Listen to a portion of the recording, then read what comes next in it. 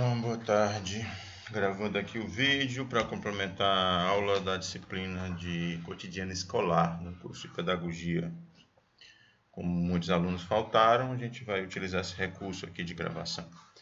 Bom, nós vamos discutir dois textos, então eu vou enviar dois vídeos. Um primeiro vídeo tentando ser curto, né, bem mais didático aqui nos vídeos do que nas aulas mesmo. Um primeiro vídeo sobre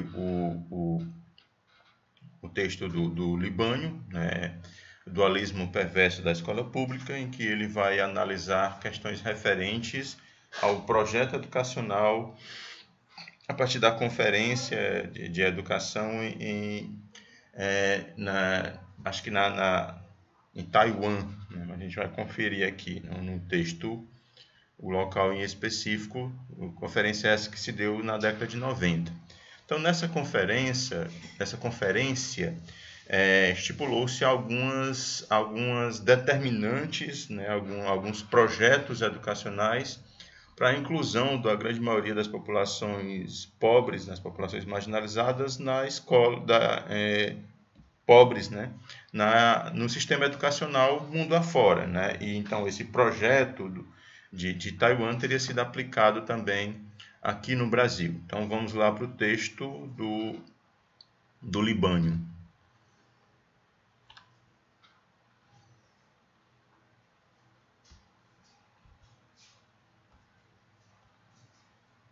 Aqui o texto do Libânio, deixa eu compartilhar minha tela, né? Senão, se bem que eu estou gravando, como eu estou gravando, eu acho que pega tudo que eu colocar aqui, independente de eu compartilhar com vocês ou não. Mas por via das dúvidas, vamos compartilhar, né?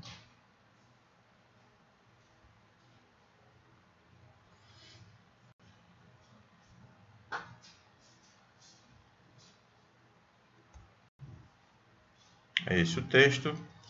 O dualismo perverso da escola pública, do José Carlos Libânio. Libânio, para quem não conhece, é um dos pedagogos mais celebrados aí da pedagogia construtivista, né? Frequentemente cai em concursos, né, para professores do estado do Ceará e para os municípios, né, do Brasil afora. Não só no Ceará, mas no Brasil como um todo. É um cara muito bem aceito, né, os seus textos são muito bem reproduzidos, né, e aceitos na academia e nos processos de seleção de professores de uma forma geral. Qual é o ponto central da tese do Libânio? O ponto central da tese do Libânio é que, a partir da década de 90, se construiu um modelo educacional voltado para pobres, que criou uma escola para pobres, com um projeto distinto do que era a escola para ricos, as escolas particulares. Então, a escola pública massivamente adotou esse projeto e as escolas privadas seguiram um projeto distinto. Então, isso criou dois modelos educacionais, né? Um modelo educacional voltado para as escolas públicas e um modelo educacional voltado para as escolas privadas. Eu falei em Taiwan, né? É Tailândia, né? A conferência de Jantin.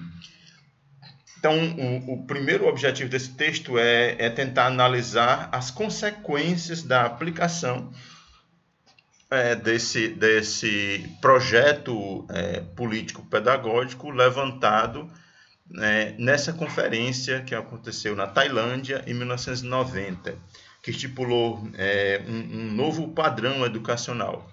A proposta principal da conferência de Jantin, não sei a pronúncia, o meu tailandês não está muito bom, né? Brincando, eu não sei nada de tailandês, né? Mas era incluir as populações que até então estavam marginalizadas do processo educacional, incluí-los na sala de aula, né? Esse era o projeto. Para tanto, ou seja, para incluir essas populações, mudou-se a lógica da escola pública. A escola pública passou-se a preocupar-se muito mais com a questão relacionada ao acolhimento do aluno, relacionado a essa questão inclusiva, do que propriamente ao conteúdo, né? O conteúdo ficou a segundo plano. Enquanto as escolas privadas mantiveram essa sua preocupação com o conteúdo. Então, você tem, de um lado, uma escola pública que abandona a preocupação com o conteúdo em nome de um projeto inclusivo, de colocar todo mundo na sala de aula, e a escola privada que mantém essa sua preocupação com o conteúdo, né? O foco, como essas políticas públicas foram implantadas no Brasil, em especial, né, a partir desse projeto da Tailândia, vai apontar para um currículo mínimo que o aluno precisa aprender, né?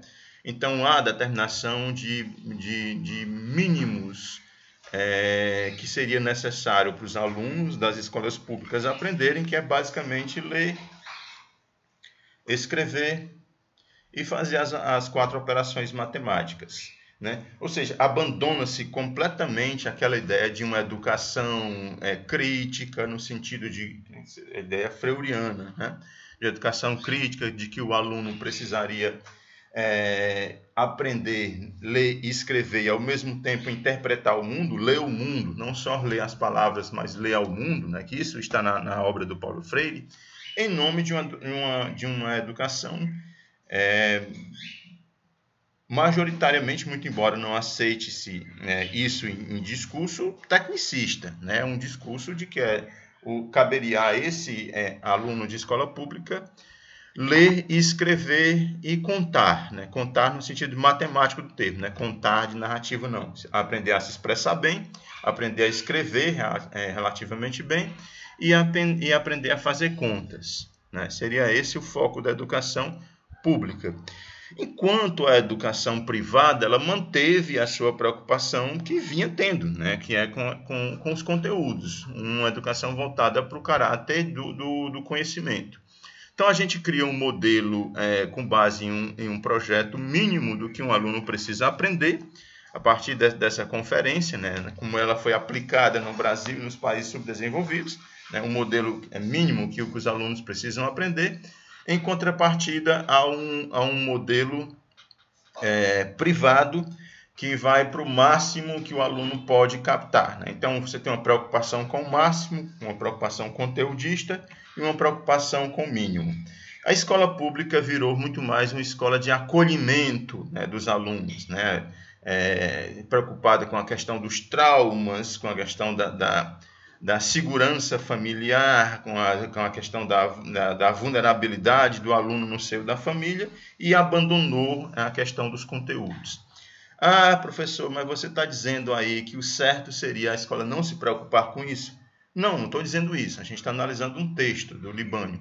O que eu estou querendo dizer é que, nessa interpretação do Libânio, isso não é que a escola não devesse se preocupar com essas questões relacionadas ao acolhimento, relacionada à inclusão dos alunos na sala de aula, mas não poderia, em hipótese alguma, abandonar a questão da qualidade como foi abandonado, porque isso criou uma segregação. A gente acabou criando alunos que a gente taxava como sendo incapazes de aprender, em oposição a alunos que tinham o privilégio de ter acesso a uma educação rígida em termos de conteúdo. Não estou falando em termos de comportamento, não, mas rígida em termos de conteúdo, que cobrava os conteúdos que era da escola pública. E criou um abismo de distinção entre uma escola pública que não ensinava, que não se preocupava com ensinar, e uma escola privada que tinha essa preocupação como o centro da sua atividade, né? Criou 2 modelos educacionais, uma escola para pobre e uma escola para rico.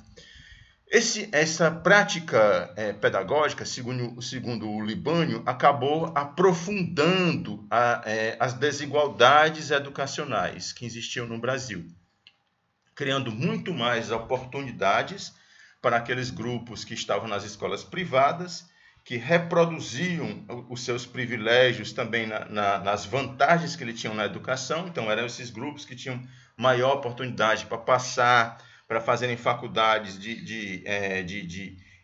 que concorriam a profissões consideradas de boa remuneração, consideradas profissões de elite, como medicina, como direito, engenharia e por aí vai, enquanto os alunos das escolas públicas eram relegados a aprender o mínimo, a ser mão de obra braçal, de fábrica, né? Aprender a ler, escrever e o básico da compreensão textual.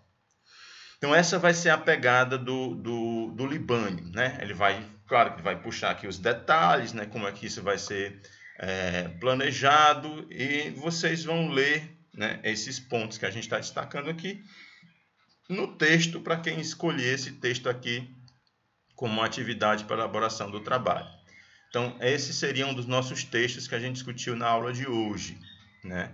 Que nem todos puderam participar. Então, a gente fecha aqui e continuaremos com outro texto, né, desse esclarecimento desses conteúdos, com outro texto sobre o John Husserl, o alemão, e o texto referente à didática da história, né? Encerrando aqui esse primeiro vídeo.